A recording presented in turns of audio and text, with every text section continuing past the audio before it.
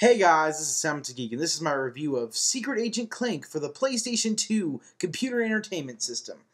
Now, Secret Agent Clank is a PlayStation Portable port to the PS2, and you'd think that if a port from the PlayStation Portable, a very underwhelmed system with only one analog stick, went to the PlayStation 2, a system with more power and a far better control scheme, it would be better.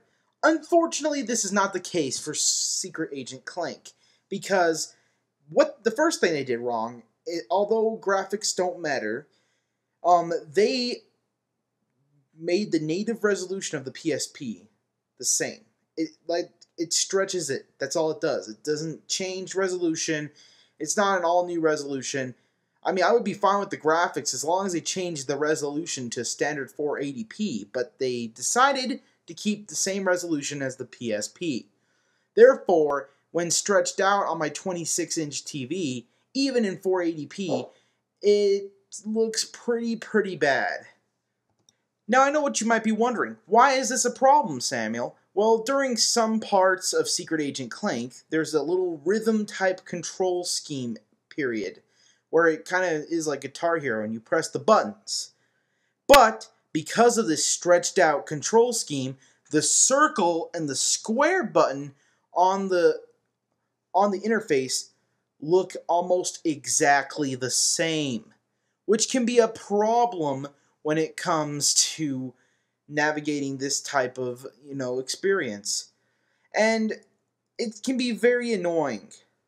Another thing that I found to be extremely problematic is the very long loading screens. They can literally take up to 2.5 minutes. And it's very annoying, and I have no idea why it requires so much loading, especially since the PlayStation 2 is a far more technically advanced system than the PlayStation Portable, and the PlayStation Portable version does not even have this significant long loading times.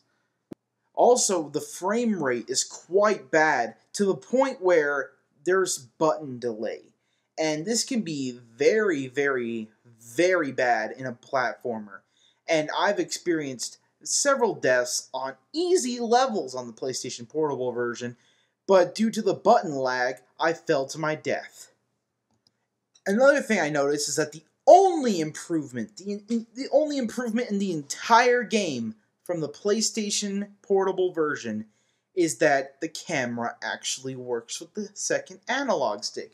Aside from that, there is still the same amount of missions, there's still the same amount of gameplay, and it's a very linear game because it was meant for the PlayStation Portable. It's only about 5 hours long in its entirety.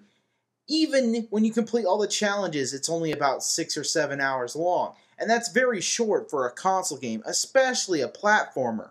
One of the other problems I have with the game is that the game is supposed to be centered around Clank, and Clank takes up most of the missions. However, though, I find that his missions are the boringest part of this game. I mean, they are very boring, they're not fun, and they try to add some sneak elements, and they just don't work. They're very clunky. And to the point where, to hide from some of the robotic enemies, you have to press triangle and then just jump up there and wait. Kind of like sneaking status. Another awkward thing I found with the buttons and the control scheme for platforming is that you'd think when you jump and you press forward at the same time. Nah, that doesn't really work when you want to jump forward completely. You have to jump and then press forward while in mid-air. And this is very annoying because it doesn't follow any type of scheme at all. Of course, it was made for the PlayStation Portable, and that's the reason they did this, so you'd have enough time to do it. But you'd figure they fixed these problems when porting it over to the PlayStation 2. The only real positive things I really have to say about this game is that the Ratchet levels are quite fun in the arena mode, and that some of the little robot levels are pretty fun as well. Other than that, I can't really say that much positive about it. I mean, there's just so many errors, so many problems. Even the PlayStation Portable version does not have this many problems. And I would gladly recommend paying the $10 extra for the PlayStation Portable version over the PS2 version. And one of the other things I find I really like about it is that, it can be a little fun. I mean, some of the platforming stuff is really interesting, and the humor is quite interesting as well.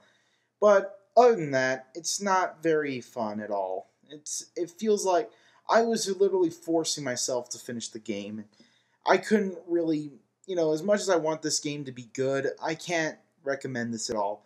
I'm sorry, but if you have the extra $10, totally pick up the PlayStation Portable version of this game if you own one. But the only way I can possibly recommend this is that if you are desperately clinging on for PlayStation 2's life and you're not willing to buy any other console until it's dead, and this is one of the final games, might as well buy it. I don't know. I can't recommend this, and I can't recommend this at all. I mean, especially since there's two AAA Ratchet and Clank titles already on the system, and a superior version of this game is on a handheld for only $10 more.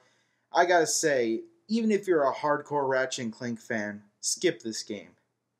I give Secret Agent Clank a 3.8 out of 10.